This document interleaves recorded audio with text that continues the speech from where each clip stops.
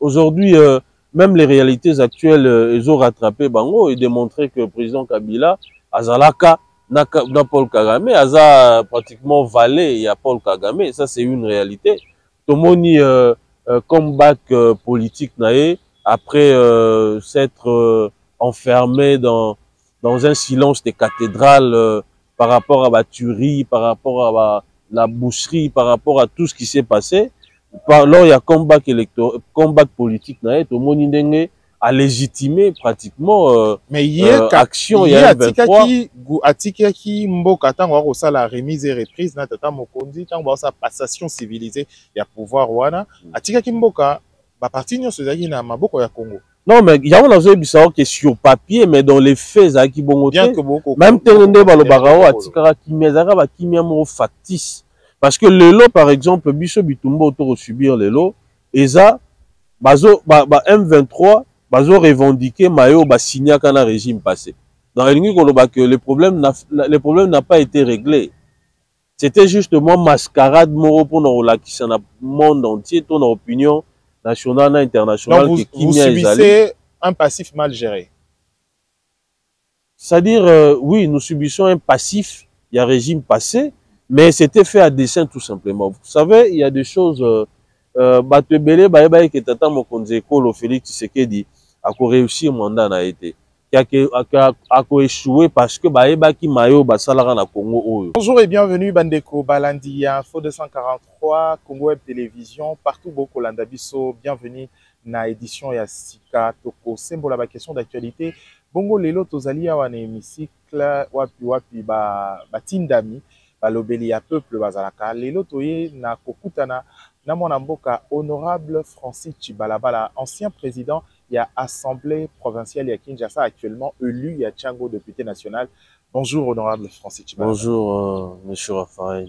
Ouais. Lelo, Sango d'abord est une biso tout sur la makambo mingi ozali en sécurité à na Kinshasa to bananango parce que batinda minayo donc élu na yo ko souffrir à en insécurité grandissante na Kinshasa to comme on a braquage jour après jour. Qu'est-ce qui se passe actuellement na Kinshasa? Le ministère de l'Intérieur et Makambonio so eko kambambo cannabis. Pourquoi et comme une mois répétition il y a braquage à Kinshasa? Voilà, merci pour na motuna et na tondio botondi pe pour l'invitation na yo. Na yambona pesa yano na esengeli d'abord to ebana ko betaka maboko soki makambo ekotambola malamu et to ebana pe na ko critiquer soki otambola mabe pour ne permettre bakonzi bayebana ko améliorer action na bango bayebana ko bongisa. Olobeli makambo ba braquage, c'est vrai, ça s'observe maintenant un peu à tous les coins des rues, et ce qui n'est pas normal. Kasi namza na kokanisa ete toti ko criminalité changer forme. Période moko ezalaka kuluna, okende na coin boye kuluna, okende boye kuluna. Mais tango la police atiaki mayele na ye mpona ko neutraliser phénomène wana tomoni quand même ba résultat. C'est vrai que moi ba poche à résistance ezali na ba coin misusu moi isolé, mais en règle générale tomoni quand même que makambo ezobonga et côté ya ba braqueur ba braquage ko salama, je crois que sengeli pe l'état ayebana ko tiela yango maele de sorte que ayebana ko continuité.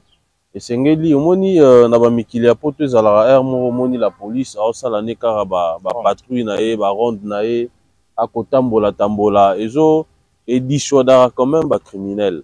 Kasi soki la police ayebi que pour la soki criminel ayebi que la police eza mwa musika na esika ye azali koopérer ayebi pe que lelo ekoma soko bengi police bakoyebisa o que toza na manduki mingi te toza na ba élément mingi te etc. Donc ils ont pesa bango quand même occasion ba continuer ba action wana. Dans tout sengi to landa ki VPM intérieur apesa ki ba polusi ba ko benga ba kabase le wana ba kotambola de temps en temps le long de la journée ko betara mo ba tour ba bilo pas pour na okanga ba tout pour bikangela kasi pour que soki moto aza esika moko aza na likanisi ya kosala mabe ntango amonake la police eleki akozonga nsima kobanga. Et au-delà de ça esengeli mpe toyebana kocontrôle baarme oyo eza na ville ya Kinshasa. Omi difficulté mosusu toza nango eza ke kala ezalaka mpona omona soldat oyo aza na service te to mona policier oza de service te atambola na monduki na balabala ezalaka eloko moko ya pasi makasi. Mais depuis un certain moment omona policier aza na monduki aotambola aza na ye de service te omona pa beti na ye masasi likolo sans être inquiété etc.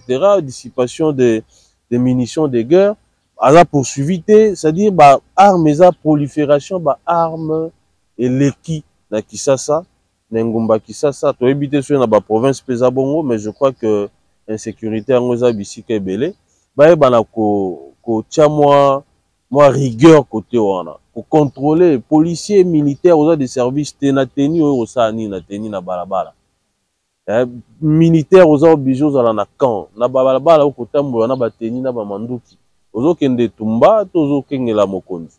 Donc ce sont des choses soki to régler yango te nde omona policier aza na ye na munduki na ye baa na bamista na ye babi biso mpe mpiaka eleki tokende biso koopéraka na butu mpo tozwaka mwa misolo mosusu mpe eza ke ndeko ya policier aomona munduki ye mpe azwi yango amemi yango mpe baninga na ye bakei kosala babiloko ya mabe. Et yango ezotia quand même ezobwaka mwa discrédit moko na action à la police na biso. Et côté wana nasengi na VPM eba vraiment na ko sanctionner makasi pour que makambo ebana ko se répéter te. Et ce qui est grave omona que bazo sala ngo esika oyo bato bazali esika oyo eza supposé être sécurisé na centre ville et c'est inadmissible na centre ville na ba Wileri na Balemba etc. Et bah paisible les citoyens barokufa. Je crois qu'il est de la responsabilité de l'État ya kobattre la population aya bana kotia maele belé na eloko wana pour que population a vaquer librement na ba occupation na et puis à ça la activité na sans être inquiété. Alors la question il y a insécurité ezali au-delà il y a Kinshasa kakawa na est de la République démocratique du Congo depuis 30 ans lelo to kotanga insécurité ezali bongo na partie est ya mboka na biso. Par résolution oyo to mokano tata mokonzi azwi lelo ya kosolola na bayi M23 na nini na Doha alors que aboyaki alobaki ya kosolola na bango te aujourd'hui pona ye alobaki ezali ko akosola na ba pantin wana te ezali ko moins forme ya trahison moi moke lelo le faire est-ce que ezali ko résoudre le problème ya mboka na biso.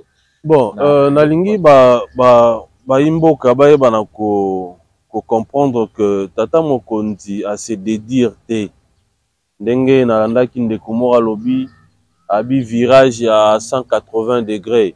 Non tata mokonzi alobaka que akosololaka na ba M23 te parce que baza ba fantoche, parce que baza ba marionnette, parce que baza ba pantin, parce que biso nyonso toyebi que moto a redoté bango en armes en munitions, en hommes, ezali ndeko Paul Kagame.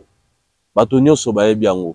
Tomoni ba dialogue nyonso esalama na ba groupes armés na est, à quoi est-ce que et déboucha ba résultat nango eza nini? Bon mona kaka bo signé na oyo lobi omona mususu ebotami ainsi de suite et base arrière na bango eza soit Rwanda, soit Uganda et à l'époque pezaki Burundi. Mais tomoni que à se repentir aza suna makambo ya mabe wana te ya robomaka population congolaise. Et par rapport à réalité wana tata mokonzi azaki na raison ya roboya ko négocier na bango parce que tango bango bakoya na makambo na bango te bakoya na makambo ya moto atindi bango et ils n'auront pas des épaules larges pour décider de manière autonome par rapport ya makambo ekolobama soki tosangani na bango.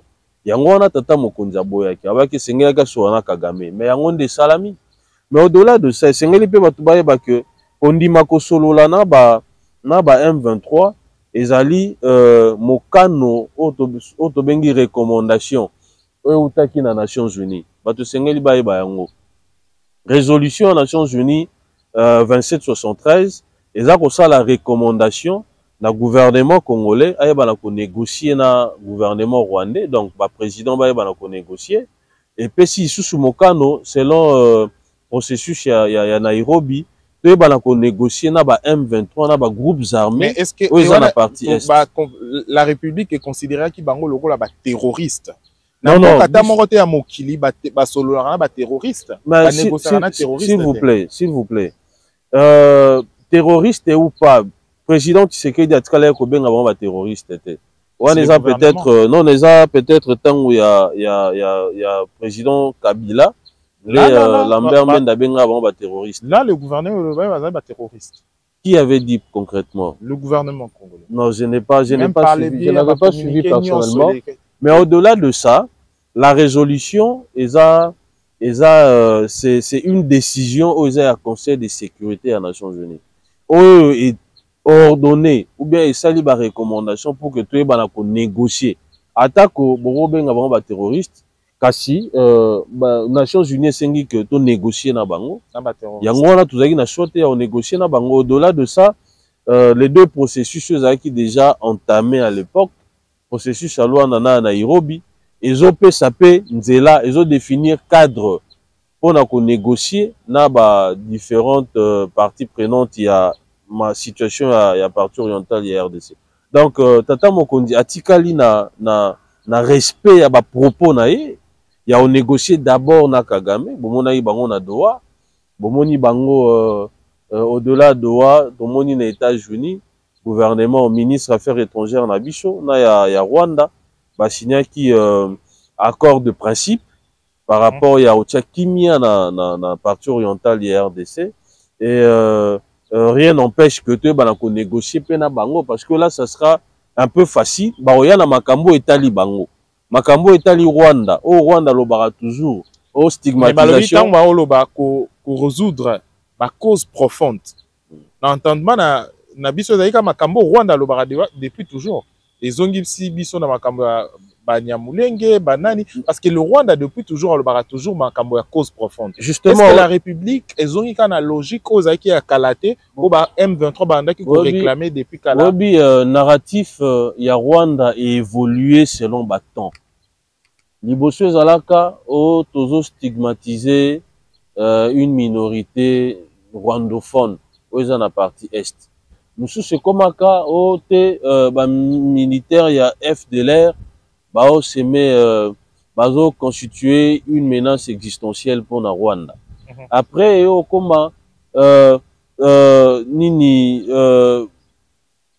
toka ikutu ba msu banda lo bao no Sud Kivu Nord Kivu ezalaka partie intégrante ya Rwanda. C'est-à-dire il y a eu plusieurs narratifs qui ont évolué avec le temps.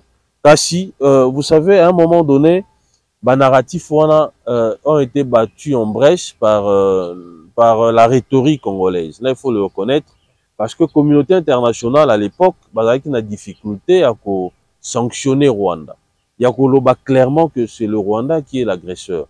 Mais les lots, par exemple, au vu, grâce à la diplomatie, grâce à la rhétorique, on que pratiquement la grande puissance, sont même Nations Unies, condamné justement Rwanda et retirer troupes. Donc c'est pour dire que le problème est que narratif ya Rwanda n'est les déçus, il y a bichon des les déçus. Kasi par rapport à Mayo il faut régler. On sera lobby que FDLR va constituer une menace existentielle pour la sécurité à Rwanda. Ensemble bango avec accompagnement ya facilitateur. Il y a les Nations Unies, on peut régler les problèmes de manière définitive. Problème où faisait à réfugiés. Mais apparemment, il y a des problèmes dits, mais il y a des non-dits. Oh, non, les non-dits est Ali Bissoté. Bisso, Tata Mokondi, je crois qu'il est dans une démarche. So, pose non, non-dit, non-dit, à Bango. Bisso, problème, la Bisso, que je crois qu'un accord de principe, tout est là-dedans. Ce sont des grandes lignes. Et tosé là accord définitif n'est redéterminé quand même par détail nyos. Le diable se loge dans les détails et c'est dans les détails qu'on saura naturellement ce qui maïo kokomamana accord wana et au profit de la population. Mais le plus important pour nanga est que au moins que bango les deux parties va réaffirmer souveraineté ya ba état na biso mibale. Intangibilité à ba frontière. Vous comprenez? Pour moi, c'est ça le plus important. La diplomatie, soit au concéder, soit au perdre, soit au gagner. C'est ça la diplomatie. Voilà. Na makambo leki na Douala, Washington, la République a perdu ou a gagné? À mon avis, la République a gagné premièrement. Trois éléments. Parce que ils ont évité un massacre. Il y a des bosso. Vous savez, la vie humaine est sacrée. Donc, on peut comparer bon ya mutute atana parler du peuple oyo. On a même Namibeko balobara, on ne peut pas compenser la vie d'une personne par rapport à un montant qu'il soit exponentiel. Par rapport à il y a immeuble to ya ba bien to ko comparer en côté. Vie humaine est sacrée. Banda bitumba o e bandi tozo enregistrer les lots entre 10 millions à 12 millions de morts. C'est énorme. Génocide rwandais. Et ça là kaka 800 000 morts, mais tala ndenge ba ko célébrer en mokili. Donc eza parmi les guerres les plus horribles de l'histoire de l'humanité après peut-être la Deuxième Guerre mondiale. Là il faut le reconnaître en termes il y a bilan humain. Mais et on ne peut pas bilan la première la Deuxième Guerre mondiale. Sikoyo bilan on a donc déjà on va arrêter le massacre, ils ont intérêt à liboso population au Koufate. Deuxièmement, et c'est ngeli to bakelo mo ke ba partie est on a ezaranango déjà dans les girons il y a Paul Kagame depuis plus de 30 ans. Vous comprenez? Sur papier, tozo contrôlé yango, mais dans les faits. Donc sur le plan de droit, donc des jours tozo contrôlé yango, tozo considéré comme territoire congolais, mais de fait ils ont déjà droba ekota nango déjà na Rwanda. Pour na nini? Parce que Kagame nde abandé ko autoriser ba nomination bandé ko sala makuna. Ba militaire oya ba groupes armés nyonso ya ba brassage ba mixage. Ba toana nyonso ba exigeaka affectation na bango kaka na parti wana. C'est-à-dire ba tout nyonso bazaka nommé à l'époque. Non mais to landa ba révélation ya ba dignitaire à régime à Kabila qu'on ne peut pas nommer un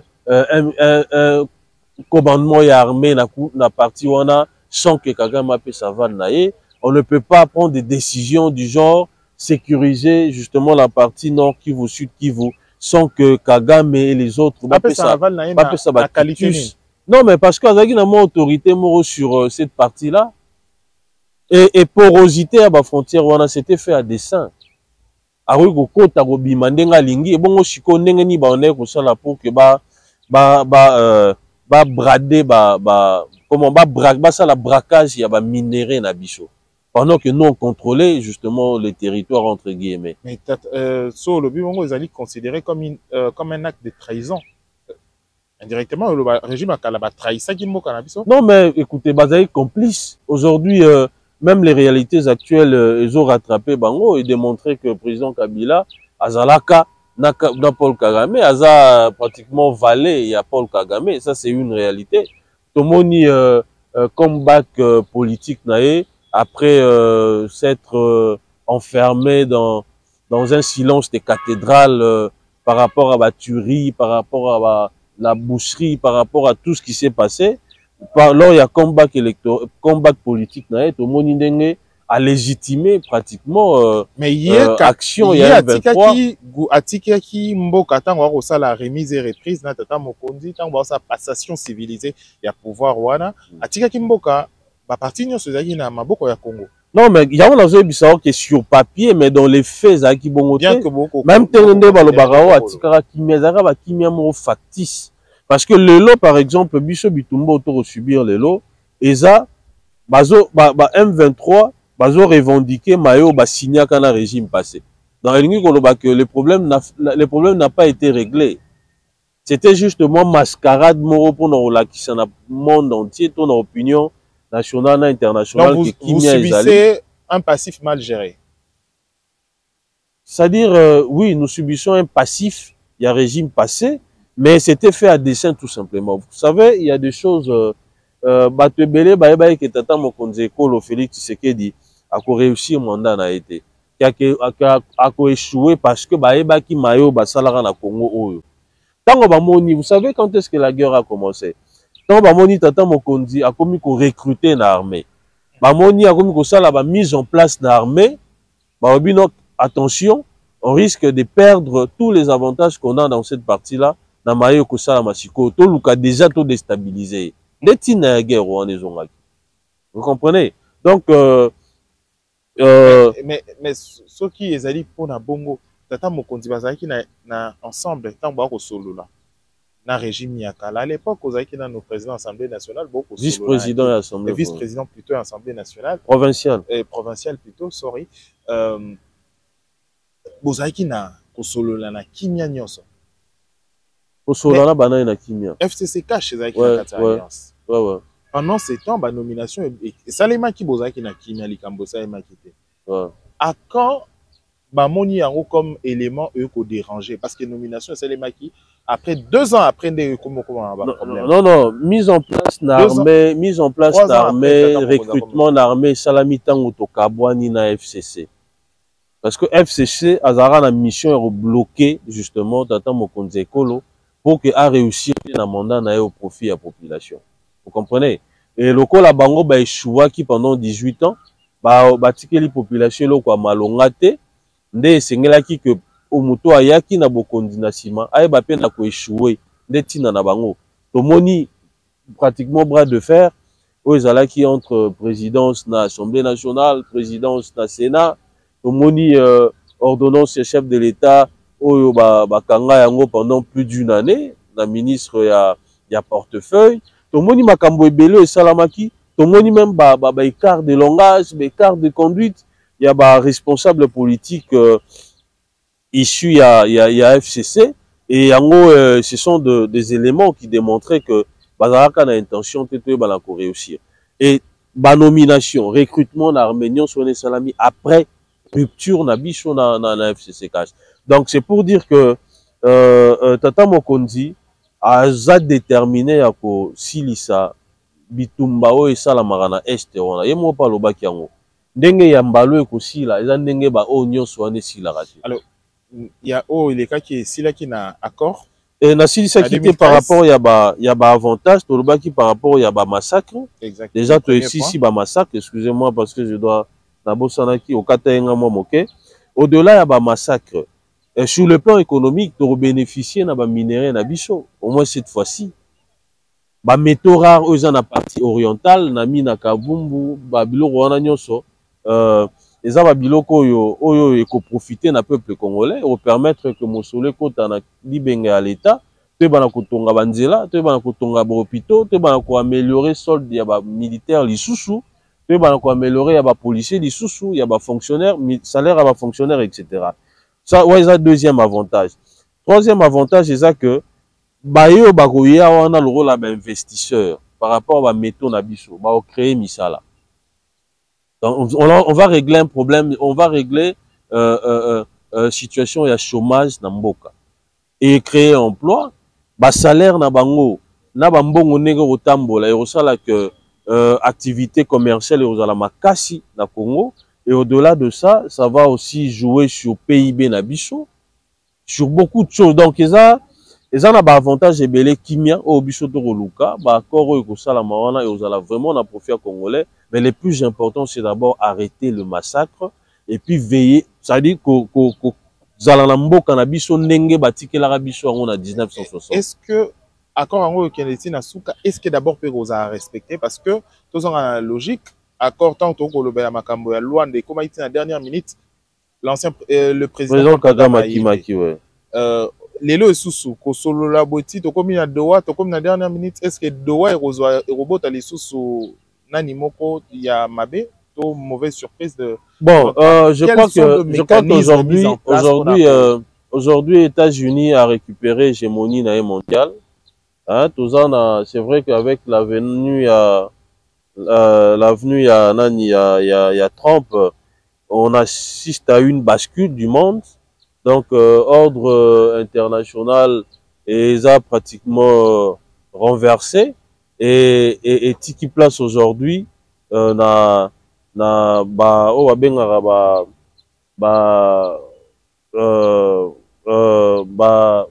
puissance au fait. Et qui place na puissance.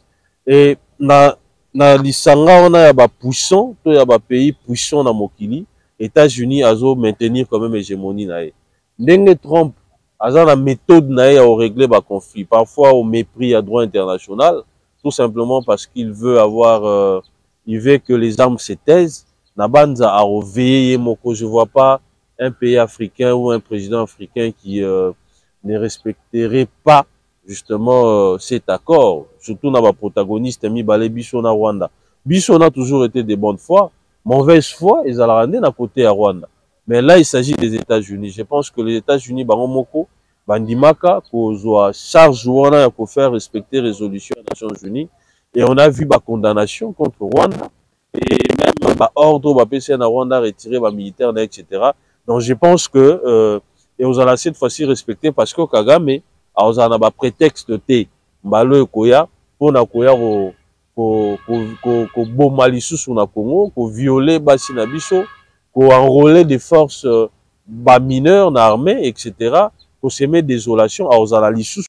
Mais kotala makambo o eleki na mboka na biso, accord il y a 2013 oyo ezalaki signé na mboka na biso ye kobota lisusu guerre na 2023 ou 2022 pratiquement ezongisi guerre. Pourquoi kosilisa problème yango ko résoudre yango te une fois pour toutes en lieu de place koleka na ba accord ka eleka na accord? Pour Patrice Emery Lumumba na malobane ya lobi problème ya Congo oza résolu na libana ya mboka te, oza résolu awa. Paul Kagame ye moko ennemi na biso bien kaza un pays muke alobaka makambo soki basimbi mboka na ye ya ko réagir azozela liloba moko te. Pourquoi kosisa yango likambo yango te une fois pour toutes? Non mais écoutez, une situation toza nango toza na kamoro ya guerre d'agression. Eza conflit interne te. Vous comprenez, eza guerre d'agression, Rwanda mutazo agressé. Sinon balinga ba condamné été. Mais pourquoi tu répliqué? Chikoyo, ndenge ba condamné wana ngola ki implication Rwanda eza totale na makambo ekoleka na est. Mais pourquoi tu répliqué? Non lokola, non s'il vous plaît. Eza te que tu répliqué te. Chikoyo Rwanda yemoko awanga naka présence na ye na sol na biso. Awanga naka ke yene mutaza ko agresser. Eza le moni différence ya guerre na biso na Rwanda par rapport ya guerre russo-ukrainienne, eza que ba russe bango mo ba assuma rôle ba jouer que bazo agresser Ukraine au vu ya ba raison o eza ya bango eza pe légitime na ndenge na bango, mais Rwanda tikala ko s'assumer te yazo agresser. Si on fait ça la différence, Rwanda s'assumer, si on fait ça mais automatiquement lorsqu'on vous agresse, charte ya Nations Unies ils ont peut s'indingisa na ba état oyo aza victime ya agression et ba ko se défendre, légitime défense est reconnu dans la charte des Nations Unies. Donc c'est pour vous dire que Chico, comment le Rwanda procède? Azo utiliser ba Congolais de mauvaise qualité, azo utiliser ba vassaux na bango pour que ba attaquer mboka na bango na ba raison oyo en apparence ils ont concerné politique interne ya mboka, alors qu'en réalité ils a yende à tirer ba ficelle par rapport à la situation là. Biso nyonso toyebi ba visée expansionniste et de prédation oyo Paul Kagame azanango par rapport à RDC, vous comprenez? Mais aza ko s'affirmer boité, azo procéder toujours na ba nébuleuse pour atteindre objectif na ye, ayebi que sur le plan ya droit international a rencontré ba difficulté pour que a annexer to a récupérer une partie de territoire na biso. Mais koloba que toko défendre mboka te toko bunda te, effectivement tozo bunda. Ce to bunda kite nde to ngai to enregistrer ba perte to enregistrer te, bango pe balinga ki ba enregistrer ba perte na rang ya armée rwandaise te. Donc toko bunda, ce qui peut to bunda kite mbele mboka mobimbesi kenda déjà. Mais lelo to komi ko kende presque na katikati ya mandat ya Tata Mokonzi. Est-ce que au vu ya makambo nyonso eleki ya guerre ya mboka na biso, est-ce que le programme au bino ba tindami ba député national bo valida ki ya Tata Mokonzi awa ya gouvernement et le reste, est-ce que ko subir impact moko négatif au regard ya makambo nyonso ekoleka na configuration politique? Non, justement moni banguna ya Congo objectif na bango ezalaki ko empêcher Tata Mokonzi. Mais malgré que toi na guerre, tout le monde a ba action ko salama. Malgré que toi na guerre, tout le monde a ba réalisation, tout le monde a makambo belé ko salama malgré que toi na guerre. Donc, ce n'est pas ça qui a calmé les ardeurs ya tata mokonzi pona osala bolamu pona bakongomani eza yango te. Toza na guerre certes, mais en même temps congolais sengeli à vivre, congolais sengeli azala sécurisé, congolais sengeli azala na mai, azala na lotiliki, congolais sengeli a bénéficié na ba nyonso eza de droit, enseignement de base, etc. nyonso wana et kosalama ndenge longo bani. Donc c'est pour vous dire que toko travailler et c'est vrai que mosolo ebele lelo et comme orienté plus na effort de guerre, effort de guerre et kosala ke sengeli to so mamandoki boyebi que guerre esengara mbongo ebele, guerre russo-ukrainienne par exemple, quand Hollanda qui ba chiffre oyo yango est impliqué, tomoni que États-Unis ont réclamé pratiquement 350 milliards de dollars américains. Or mosolo wana soki bitumba ezalaki te bakoki koorienter yango na baprojet de développement aux États-Unis sans compter Union européenne ou epesaki, sans compter bapartenaire mosusu. Donc guerre ça occasionne toujours bamosolo ebele. Et or alors que mosolo wana ndenge tokomona tata mokonzi contrairement à prédécesseur na ye atikala kotonga ta université moko te, akotonga ba université à travers dans certaines provinces. Donc comment on a ndenge aza ko améliorer ba conditions de travail, ba solde ya ba militaire, ya ba policier, ya ba fonctionnaire, ba salaire ya ba fonctionnaire. Donc comment on a ndenge tango lo ba secteur to rubrique ya ko améliorer salaire ya bato. Tata mon kontakala tika ki to na 165, 162, 165. Les lots le taux ils en a 287. Est-ce qu'ils allaient réajuster par rapport il y a taux, il y a jour taux du jour, taux ezali bongo. Non, déjà, il y a un impact aussi sur déjà informé que quels sont les facteurs endogènes comme exogènes où ça la que mbongo est déprécié. Inflation ça là je suis pas économiste mais nous avons quand même de quelques ABC à Yamakambouana et bicho par exemple mboka na bicho on ne produit rien quasiment. Hein, tous aura qu'au subir, tous aura qu'au importer, etc. Et comment donc il n'y a pas amélioration, il y a salaire, il y a bas. Non, amélioration, déjà tant parce que mon temps aussi non non, tant que qui beaucoup continuer déjà tout le monde a salaire va fonctionnaire à triple kayango. Non. Déjà na Ebandeluana, c'était je crois en c'était en 2021 ou 22. Vous allez tata yabana, vous allez responsable, vous allez motindami ou vivra chaque jour kutu et pas na yo bato ba ke belé. L'impact social na vie aujourd'hui. Non, vous savez et là au moins sengeli to yebeza que situation à Congo tokoki ko régler yango de manière radicale en 5 ou dans 10 ans. Europe lelo ou Europe comme on Europe on est tongama pendant 4 siècles. Vous comprenez, ils ont connu aussi des moments très difficiles. C'est-à-dire, nous sommes dans une dynamique. Tata Mokondazong ici, quand même, le pays sur les rails. Un pays qui était au fond au bord du précipice. Un pays qui était pratiquement au bord de la faillite. A joué à l'Obimisiango na Kunda. Et les pays aujourd'hui, vous sentez qu'ils commencent quand même à vivre, à respirer. Et c'est grâce à Tata Mokonzi. Donc, on peut pas régler. On pouvait parfaitement. Non, ils ont un secteur parfaitement parce que dans le processus il y a quoi améliorer. Vous comprenez?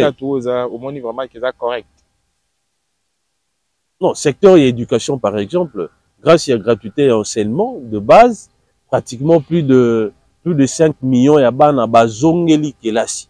Bano babanda kotanga te parce que ba parents na bango bazali na mosolo tinda bango na kelasi te. Je crois que c'est une œuvre extraordinaire qu'on doit saluer, un acte extraordinaire qu'on doit saluer de la part du président. Aujourd'hui, gratuité à maternité. Ce sont des réalisations où tout ce qu'elle reconnaître en côté Namboka.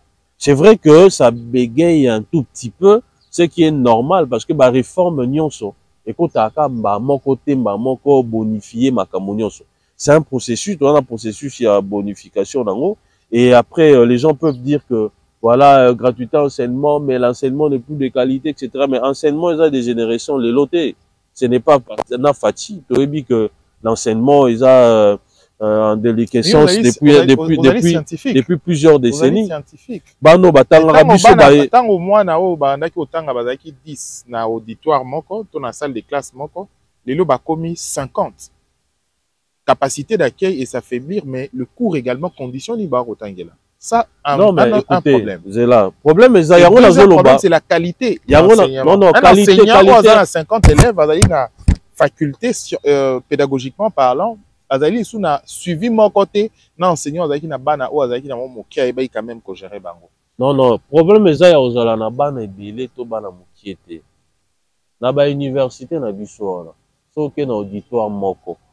Au monde na batu mususu bana ba couloir parce que auditoire ils a bondé, ils a rempli de gens ba mususu ba otanga na sa banzete ba olanda parti ya ba bafle batie. C'est-à-dire ce sont des choses il y a ba réalité na biso toujours connaître. Aujourd'hui par rapport à la population scolaire na so comparé à ngona ba été lo eza lelo na Congo au monde que été les ali moke population les kebele. D'où il faut construire d'autres écoles. D'où il faut construire parfois des locaux. Ba école automoni ke bana ba terrain minene nde makambo ko salama. Ya on a lobby réforme et salami décision et pesami et bana ba ko bénéficier nango après toujours améliorer sikoyo ba conditions de travail. Toujours améliorer formation ya bana etc. Tu améliorer salaire, on avait pratiquement triplé salaire à enseignants juste dans temps mokondiazwaka bokondina na mandat à liboso et mbalo pe lisusu ba ko améliorer ba conditions na bango. Donc exacté que Malamon to komi paradis, maman to komi lola. Nous sommes dans un processus. Toké na gratuité à maternité na lobaki, toké na banzela par exemple, le lot, tozomona ke banzele kotonga. C'est une réalité. Sur ok, pratiquement dans tous les coins des rues, au monde que misala chantier zali banzele kotonga. C'est aussi baroka douana. C'est ezaba biloko etikala kozala te, baroka de permettre que au lieu que batunion so ba emprunter ka ba voie principale utiliser barocade et c'est ça d'abord bon raccourci pendate mais ça banzela oyo sala que circulation à la fluide et fluidifier quand même circulation à la bactère mususu pour que batuba ce sont des choses toza na ma nyo sur robonga na 5 ans na 10 ans te. Donc c'est un processus tozomona ma ko sala ma o pa ko ya la sima so va continuer pe na lancer voilà tout le monde a ba université kotongama. Président Kabila, ça a 18 ans. À ce cas-là, au Tongata université, moi, on a Congoté. Mais Lélo, par exemple, tout le monde a une université. Oui, aucune université. Au Tonga, na Congo. Mais t'as la université en Bouzoumek au Tongama. T'as la université à Kolwezi. T'as l'université à Ituri. Et Rani Bounia. Il y a Ituri. T'as la Makambo Kosala Maebele. Ça dit quand je parle au Tonga, il a dit que et bimi na mabele donc ça sort des terres et si quand on est là que ça l'a quitté barotonga makamboze belé et kosalama ce n'est pas et puis il faut que belo remoko que Pati Béton na mandat na ya liboso a travaillé pendant 2 ans bah tout peut-être bah bien noté quand je dis 2 ans c'est vrai que sur le plan 5 ans merci sur le plan calendaire ils ont 5 ans constitutionnellement. Mais surtout 2 ans à Covid. Parce que Covid, ça fait du mal dans l'économie nyonso ya monde. On est sans même dette, même pour de péripéties. Sans même dette, il y a France aujourd'hui pratiquement est décuplé par rapport il y a période avant Covid, na période à Covid. Il y a France, on gère dans tout. Bah économie nyonso ya monde, ils ont une difficulté période de Covid. Donc, tu as eu 2 ans à Covid. Pendant Covid, voilà, tu as eu Bitumba FCC, on est pour empêcher de travailler. Donc, le président travaillait qu'à 2 ans. Surtout sous dernière année, 2023, ils ont une année électorale. Il fallait mobiliser plus d'1 milliard pour organiser les élections. C'est presque la même réalité, par exemple, en France, où va connaître Covid. D'ailleurs, non, la difficulté à Makasi, que la dette interne intérieure na bango. Mais ils ont tout comparé un peu la situation. Sauf que Tongoli, Batan en a été pas président. Jusqu'à la dernière minute, président Goutou a Non, voilà l'homolité. C'est-à-dire que je suis dans une réflexion. C'est la gestion aussi. Il va comprendre que nous avons connu des choses qui n'ont pas facilité l'action ou les actions du président. Donc notamment Covid, où ça allait quasiment 2 ans. Même Bichon à niveau ville, même Bichon à niveau ville, Covid et Bichon en difficulté sérieusement. Par exemple, Bémolimon a Bichon a divisé en 2. Parce que la ville n'arrivait plus à mobiliser des recettes suffisamment. Donc c'est une réalité à travers le monde. Vous pouvez entrer sur Google, bon, ils ont l'économie américaine, ils ont l'économie française, la grande puissance, ils ont subi les effets de la Covid. Là c'est vrai. Alors, na makambo oyo etali gestion en bokannabiso. Et le comment autant au lobby, bon autant bozaki na Assemblée nationale, provinciale plutôt, sorry. N'a qu'à rappeler en mini parce qu'aujourd'hui vous êtes député national. Mais n'a qu'à rappeler Batozaki vice-président assemblée provinciale à Kinshasa. Tant au lobby, tant vous avez à l'époque vous avez une assemblée provinciale, vous avez une difficulté et tout. Une question est liée à la moto, moi mon cœur. Et là on y est dérangé à la ville à Kinshasa, ils ont vraiment na accélération à développement. Et ville à Kinshasa ils allaient place il y a institution mingezali, on sous-entend que la taxe va au foot à ma camion sur le correctement, mais la ville les a vraiment, moi mon cœur est kotambola nenge longo banité. Qu'est-ce qui bloque le développement dans la capitale? Bon, vous savez, la difficulté est à moins ébélée, ou peut-être en autant raté. Au moni, il y a Liboso d'abord, ils ont la réforme ils ont la ville à Kinshasa. Et rencontrera ba pesanteur et belé. Dans le sens que ville à Kinshasa, ils allaient siège à l'institution. Borozo à mesure moko, au moins que mesure on a parfois certaines autorités dans la ville, bah bon ya ko exécuter yango. Ils ont une autorité par exemple pour foutre un impôt sur les revenus locatifs. Vous comprenez? Ils ont une autorité pour foutre un patente, pour foutre la vignette parce que ça n'a pas de comment est-ce que mbongo ekota na caisse ya ville eza ba réalité belé ça dit moi pesanteur eza belé au-delà de ça au-delà eza réalité yango wana au-delà de ça tozana ba budget ya ville à Kinshasa 70% outa na gouvernement central mais biso pero na biso on a rencontré beaucoup de difficultés parce que gouvernement central rétrocession banda ko sala maté tout rarement. Et comme ça, par exemple, les lots en janvier, bah, sous 5e ou 6e mois, et tout ça, ça vous met en difficulté pour exécuter vision nabino, pour exécuter programme, il y a gouvernement provincial. Ville à Kinshasa, ils produisent quasiment té. Donc, ça, bah, il y a beaucoup de réalités. Il y a un moment que ouvrage mususu ya minene ezara financé dans le gouvernement central. Comparativement à la province aux produits. Comparativement à la province bon, tu évites ceux qui peuvent bénéficier régulièrement dans la rétrocession. Appui financier au gouvernement central de manière régulière. Donc ce sont des réalités. Et puis au-delà de ça, il y a aussi un autre problème managérial aussi. Hein.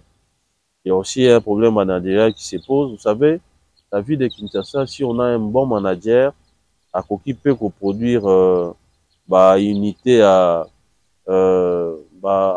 produire et ça là que ville na peut produire moi makambo belé. Dites-na côté nini par exemple. Bon au moins neti tozu kaka na domaine na volet ya ba taxe par exemple. Au-delà de ça, toro créer na ville à Kinshasa awa toro tonga ba site moko ba to ba roye ko bana royara ko visitaka. On a au kotisa mbongo na ville à Kinshasa. Et ça na domaine dans le cadre du tourisme oyo pour collaborer dans le ministère national pour créer des SICA, on investit de l'argent pour créer des SICA ville les autres de Sambongo. On peut n'a juste exemple mon quoi. Mais na quand on le dit la taxe mais ville peut créer la taxe monsieur ko permettre parce que c'est la capitale, la taxe monsieur permettre ville se développer.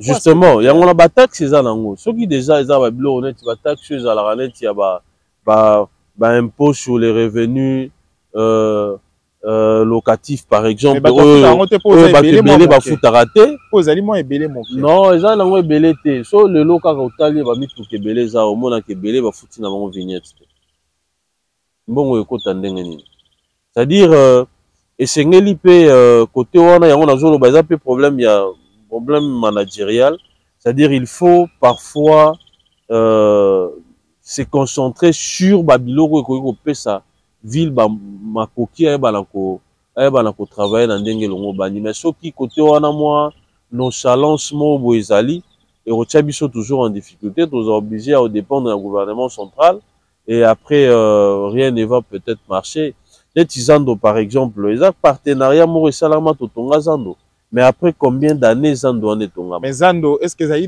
nde ba des kolobamaki ezali ke totikeli yango nde bato totonga yango po bato bagérer yango pendant autant d'années non mais ezali contrat bioti biso tozali na mosolo ya kotonga Zando te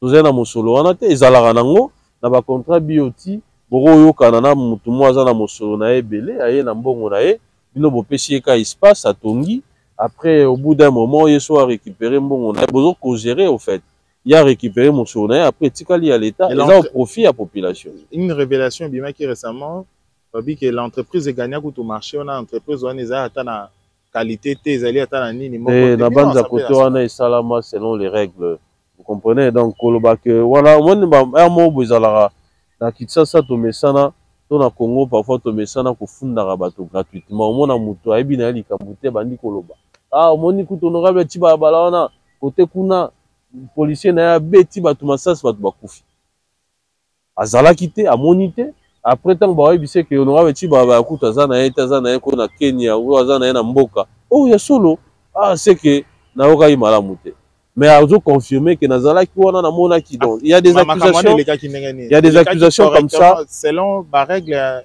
et salamaka selon les règles donc ça selon les règles je crois que eza cour de compte ndauti koloba mwa makambo moko wana et ceux qui ont la preuve naé bateau baza cité parce qu'on a cité le gouverneur et l'ancien président l'ancien gouverneur et l'ancien président de l'Assemblée provinciale et bango pe ba pesa ki ba élément de réponse na bango par rapport à l'accusation ou bango ba trouver que ça qui ba accusation mo gratuite yoko bimana okuna mbebe zaïta ata mon côté ba ko rappeler ata le ata et l'autre côté donc na o ba moni o papa tseke na ba bola la pongia ba bébé na la pongia ba bébé na ko ronfler parce que nayebi que gestion na nga ezalaka vraiment efficiente non mais ba réalité ezalaka net vice-président Gérard Nini a Gérard ni mosolo engagera ni institution siko responsabilité na nga so yanga so responsabilité ozala c'est que na liaka mbongo ba collaborateur na nga cabinet alors que na tikala osala yango te président tina te a délégué ka te a délégué pouvoir pété et tikala osala mate papa ata un likuta te o nga na gérant na ville à Kinshasa na mona ne leki ka bo eza na ba attribution na nga te naza wana pona ba groupe parlementaire naza wana pona social à ba député na ba administratif je m'arrête là. Alors il faut ko yeba et pas ba congolais que wana ezali eloko moko ya bato plutôt ba misusu ba koyeba ba éviter kolobango plutôt c'est que j'allais dire vous ayez un peu moins effacé bien que influent mais effacé et réglo correct na ba collaborateur na union sur l'assemblée provinciale. Est-ce que aujourd'hui ezala qui vouloir car ozala un bon manager ozala bango ti obimana kimia to ezala qui discipline moko ezala ya personnel bon eza zéro scandale hein eza ba valeur au fait vous savez quelqu'un qui est pétri de valeurs aroye ko se compromettre te azala musika ba compromission et ba valeur wana eza tellement makasi que j'aurais du mal à poser des actes qui vont souiller mon honneur, ma réputation. Je tiens tellement ma réputation que Nandi Maratam Piaka, mais bah si t'es raté na eloko moko boye oh tiba ba sa ki boye honorable Francis sa ki boye. Na otika romo na ngote. Oui bien eloko super inspirant nga eza que tant on a kenaka États-Unis nakendaki esika moko boye bakunda ancien président, même Luther King pe nini na eza wana, bato ba marqué histoire ya États-Unis. Et ngai rêve nanga en politique, ezala pour que natika ba trace, mais ba trace moko ya malamu tout au long ya passage nanga na politique ya Congo. Et na rêvaka un jour nazala pe idéalisé, nazala célébré parmi bato yo ba contribuyaka na maele na bango na ba valeur na bango pour que mboka eba na kotombwama. Et ça c'est un rêve d'enfance et je pense que je finirai par concrétiser ces rêves là. Merci. Et yango wana esika nyonso kaka o cop o tricherie. Vous savez bato baye baratenga na bima ville à Kinshasa, j'étais la 3e personnalité. Mais na tikala ko bénéficier na marché mon côté na ville à Kinshasa. Ni comme avocat parce que je le suis, ni na cadre ya ONG na na fondation pour na fiche pour ko balabala pour na ba marché mo boyo na fournissaka tel lelo na ville etc. Boyaka ata mon côté et na boyaka yango pour ne pas me retrouver devant ba conflit d'intérêt. Donc tout ça on a pour aussi la population. So commis déjà na makambo ba kanyaka na makambo ba cop et au maomi souroye ba osala la population ndenge longo banito. Ezali très bien. Alors to commis na suka édition na biso lelo na ko rappeler que to yambaki mwana mboka honorable Francis Chibalabala azalaki président assemblée vice-président assemblée provinciale na ko souhaiter yango to ezo ya moi mingi. Non mais c'est vrai parce que na chimara pe intérim hein, donc le président AI, donc c'est normal que parfois na kati assemblée nationale lelo zali député national lobby okyo comme un peu ministre. Si c'est une prophétie, au Loïka Amen, offrande de après. Bon, vous alors, savez, Francis Chibalabala, le gouvernement est au Bongama aujourd'hui, monture à gouvernement et au Salema. S'il faudra, les lots gouvernement, ils ont d'abord un nombre de tailles à gouvernement, il y a des retours, il y a des patoboni, et puis la mission à signer, Nangonga aujourd'hui, et copieux à l'année. Voilà. D'abord, nombre taille à gouvernement, je pense que ceux qui sont ministre, vice-ministre, ceux qui sont 40 ministres total, là, vice-premier ministre, je crois que c'est amplement suffisant. 40 on a besoin de belé dans la mesure où le gouvernement est au gouvernement d'union nationale. Donc, ils ont la opposant au qui consulté. Bango pe ba kota na gouvernement, société civile, etc. Et union sacrée paysan na bandeko ebelo bazaki sur la touche. Donc esengeli pe ba na kokota. Oyebi eloko mususu pe o etchaka ememaka bitumba na mboka ezalaka soki bato mususu ba se retrouver te na gouvernance na bino. Au moins na azui poste te aleloko la zarana mo groupe armé na emoko boye ake kuna voilà bosa désordre bosa la boye.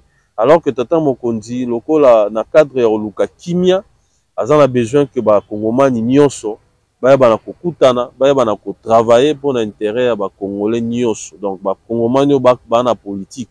C'est vrai que ba tout nyonso ba se retrouver c'est qui est impossible. Mais ba o ba rozala wana, je crois que ozala quand même à l'image il y a paysage politique na biso et je crois que ça va quand même régler une partie ya problème. Oza que ba misusu baza frustré, ba misusu ba omona que baza en marche, il y a gestion en mboka makambo belé. Donc au-delà de ça, on les a d'abord taille à gouvernement et s'agissant il y a mission à signer, je crois que mission à liboso eza d'abord pour travailler pour l'intérêt de la population. Gouvernement d'union nationale et ningolo baté que ozaki na mpiaka we na ba affaire pour remplir ma poche au détriment de la population. Va travailler dans l'intérêt d'abord de la population. Yami balé, ezali consolider les acquis. Autre suite aux yeux déjà à travers Tata Mokondi. Et yami ça, ezali pour veiller sur l'intégrité territoriale nabiso. Pour veiller sur souveraineté ya Congo. Boebi lelo makambo banda koloba ya balkanisation, spectre balkanisation aujourd'hui à travers accord des principes au Rwanda na RDC ba signé et rassurer biso quand même et tokoki kolongola yango na vocabulaire na biso parce que eza na moto moko abundaki eza na bakongomani nyonso babaki biso Congo na biso ekoki kokabwa na biteni te esengeli tozala liboke donc souveraineté la balkanisation ekimi elongwe. Non mais ça a été réaffirmé souveraineté intégrité territoriale ya Congo na accord de principe et même na accord définitif pe rozala c'est-à-dire que les États doivent respecter la souveraineté de l'autre donc des autres donc la souveraineté des États doivent être respectés. Ça va principe. Aucun État ne peut déroger. Et je crois que comme ça a été consacré officiellement, ça nous rassure quand même par rapport à ce principe hein, après conférence. Oui, la constitution d'Abicho Zali, il y a aussi des accords. Il y a aussi des accords, même accord, il y a non-agression. Je crois il y a CIRGEL, accord Moba Signaka, il y a aussi ça. Il y a non-agression, il y a respect, il y a souveraineté. Il y a respect à il y a territoire, il y a frontière, il y a État, mais ils ont mingi violé Kasimbala Oyo. Je crois que États-Unis n'a rôle joué aujourd'hui à gendarme du monde. C'est au mépris quand même du droit international, mais du moment que ça apporte quand même la paix. Et si Kaobitumezali, je crois que c'est le moindre mal. Lelo ndeto ko solo la makambo ya ba accord na ba accord. Est-ce que la poursuite aux qui déjà déclenché contre l'ancien dignitaire Nambo Cannabison de Tata Mokondi Akala et ba Corneille Nanga, ancien président Asseni et les autres? Est-ce que bako longola yango, est-ce que kolongwa, est-ce que toki na forme moko ya amnistie? Non, vous savez, ezam makambo esala avec impunité bande ko continuer. Mboka nyonso sengeza na mibeko et mibeko wana ça doit frapper fort ba oyo bazo violer yango. Vous comprenez? Donc ba oyo bandimaki qui sont passés à l'ennemi. Ba oyo bandimaki ko exécuter sale besogne ya Paul Kagame pona ko boma population, pona ko yiba ba minerai na biso, pona ko sala mabe na mboka. Ce sont des actes qui ne peuvent pas rester impunis. Je pense que Baïwana, Baito Basala Makambouana, et c'est une justice landela bango pour nous décourager ba Kongomani mususu oyo parce que baboya kopé ça est carré minier parce que baboya kopé ça est lipa ake rozamando qui pour na oboma ba Kongomani. Donc et c'est ngeli ko décourager ba acte wana et je crois que pour nangai dialogue wana to ba accord wana ko consacrer impunité té. C'est ngeli justice ça musala ngo ndenge longo ba. Mona Corneille nanga to batoyi M23 na gouvernement té. On les a point de vue nanga mais après tous on a pour parler ceux qui vous savez dans la négociation nyonso il y a ce qu'on appelle les concessions. Ba concession et ça la maka. Ce que ça dit que voilà pour la paix durable par exemple que sengeli bato wana soit ba arrêter ba poursuite contre bango to ba amnistier salama au profit na bango. Je pense que pour l'intérêt des Congolais, parce que le plus important ici c'est de ne plus nous retrouver dans une situation il y a des décompte macabre. Donc déjà le bilan humain il est énorme. Continuer à observer peut-être de manière impuissante la population au Bazo Boma. Je pense que c'est quelque chose où il faut revivre. Donc, au nom de la paix, nous pouvons concéder, accepter certaines choses. Mais ce qui dépendant de ce sont des gens où ils doivent subir la rigueur de la loi parce que Mayo Basaliwana est injustifiable. Ce n'est pas si honorable Francis Chibalabala, au commun sous édition Nabiso. Merci d'abord Congolais, Bolandi Bisso de partout, ceux qui vous ont Bisso en cours, Bozali la possibilité à cause Bisso en continu sur Internet, na Info 243, Tokutani prochainement pour l'édition Moussoussou. Ça n'est fini pour cette édition. Au revoir.